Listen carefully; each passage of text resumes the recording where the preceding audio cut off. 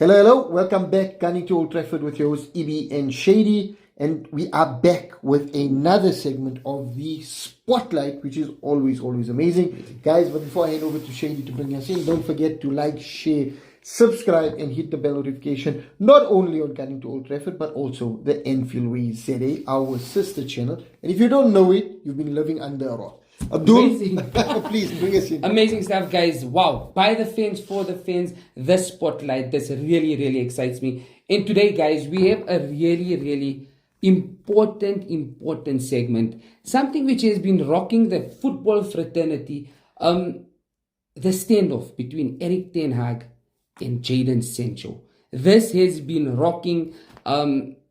Whatever way you look at it, this is a problem for Manchester United. With all the issues they're having off the field, having an issue like this here, this really puts a spanner in the works, correct? 100%. And quickly, before I bring in Ibrahim, I just want to say something, guys. You know, Erik ten Hag was brought into Manchester United for one reason, and the reason was, let's get rid of the filth and let's get back the DNA of Manchester United. So Ibrahim, from your side, what's your take on this whole saga? I think before I even get into it, just to put on record that Jadon Sancho is a generational talent. Jadon Sancho has the potential to be one of the world elite players out there, right? And from a personal standpoint, post the Sir Alex Ferguson era, Jadon Sancho is probably in the top 10 transfers that has really excited me from a Manchester United perspective, because one, he was a player that, really, looked like he had the potential. He was a player that we were after for like 2 seasons, and eventually got him over the line. And you thought, here we're going to have Jadon Sancho running on one side, you're going to have Marcus Rashford running on one side, and it's going to be that entire England front two that's going to be rocking it at Manchester United, rocking it for England. And, it looked like it was written in the stars, like Abdul says. But Sancho's time at United hasn't been brilliant. He failed to really impress under Ole Gunnar Solskjaer, the manager that really brought him in. He failed under Ralf Rangnick for that small period of time. And initially, he looked like he's been going through a lot of issues. And Erik ten Hag, put that hand over the shoulder, gave him a bit of comfort. And then you thought he's going to come back and really hit the ground running. But he also failed to do that. And then, it looked like this could be a situation that really, really gets out of hand. Pre-season came through, Sancho deployed in a different role. Looked like, he could do it, but he doesn't look like he's in the right position, etc. And then Ten Hag, after a match, says, he's not in my squad because I don't feel he trained hard enough. I mean, for a coach to come out and say that you've not trained enough, I think it's difficult. And Roy Keane has since come out and said, never give the coach an opportunity to say that, or to say that you haven't trained, because you owe yourself at least the bare minimum to give 100% in training. And then thereafter, the additional to really show out against your peers, but not go in at a level that's lower than what's expected. So Ten Hag comes out and says, I don't think Jadon Sancho has trained hard enough. And instead of, taking that on, let me better myself, let me prove this guy wrong, he goes out and puts a statement into the media, onto social media, and he pins it to the top of his chat, and then goes away on the international break. 2 weeks. And, you'd be right to think that, now that he wants to prove the manager wrong, international break comes, working hard, videos of him really, grinding, showing that he's really putting the effort. But sadly, that's not what Jadon Sancho did. Jadon Sancho, did an intercontinental flight from the UK all the way to the US to attend some celebrity's birthday party. And for a player, and I know Wan-Bissaka was with him, but Wan-Bissaka had the opportunity to go on a break. He wasn't under pressure.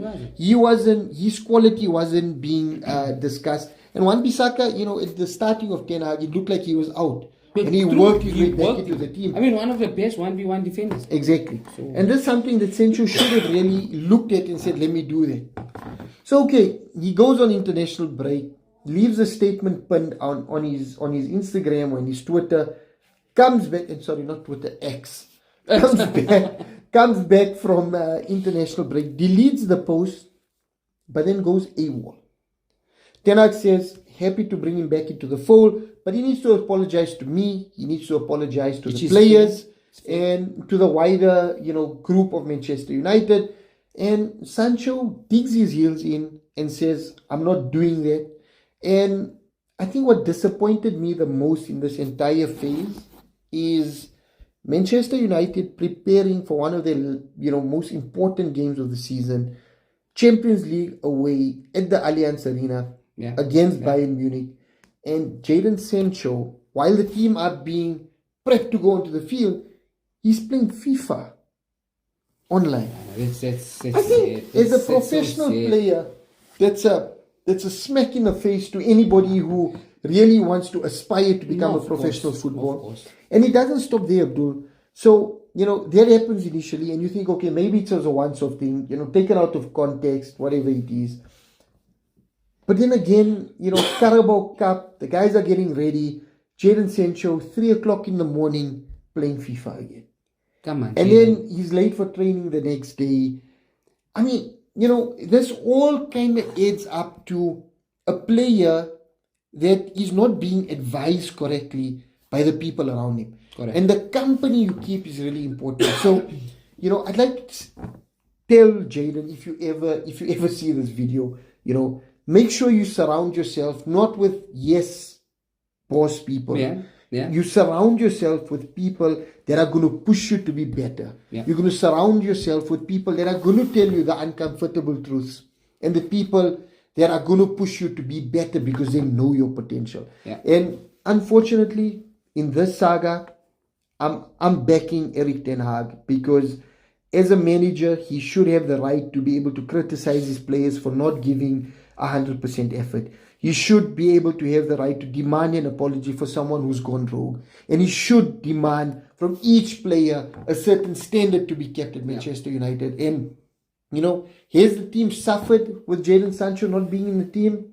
Unfortunately not. And that's a setback. His absence is not being felt. It's not being felt. And that tells you that Jadon Sancho is the one that needs to do better. Is the one that really needs to. And you know what, Jadon? You have the potential. So I'm hoping that, you get some sense knocked into you. Yeah. You come out, you apologize to Ten Hag, get back into the fold, work hard, push until January, and then if you want to go, January comes, do what you need find to your do. move and move on. But Jadon, you're in the wrong, and Abdul, absolutely amazing. It's a sad. And I can hear and I can feel your energy. This is a problem. But Ibrahim, and just very quickly, I'm gonna speak from an amateur and a semi-pro level here.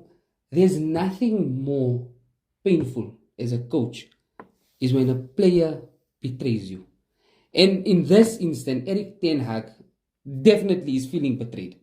Let's be honest, you said it earlier on, not the best of form when Erik ten Hag came on, puts his hand around Jadon Sancho, sends him to Holland. You'll do your, away from the Hassan and Basel, you'll do your one-on-one coaching, comes back, gives him a chance. So for me, I just feel Erik ten Hag is betrayed. I mean, it happens in amateur level, it happens in semi-professional level. Jadon, it cannot happen at professional level, not at the caliber and not at the club and not at the league you play in. It just can't happen. And I'm standing strong with Erik ten Hag. Yeah, and I think, I always give Jamie Carragher a stick. Mm-hmm. And you guys will see, how that ended on a different discussion.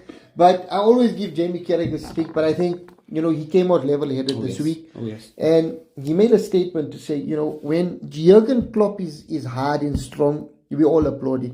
When Pep Guardiola is hard and strong, we applaud it, on the João Cancelo move, on the Jordan Henderson move. And we compare him to Ferguson, no nonsense. These coaches don't take it. They set the rules. Yeah. So why is it different from the English media when Erik ten Hag? And let's be honest now, gunning to Old Trafford, Mikel Arteta with Aubameyang. Exactly. That could have went anyway. 100%. But so he knew that was something that was a problem in the squad, and he got rid of it.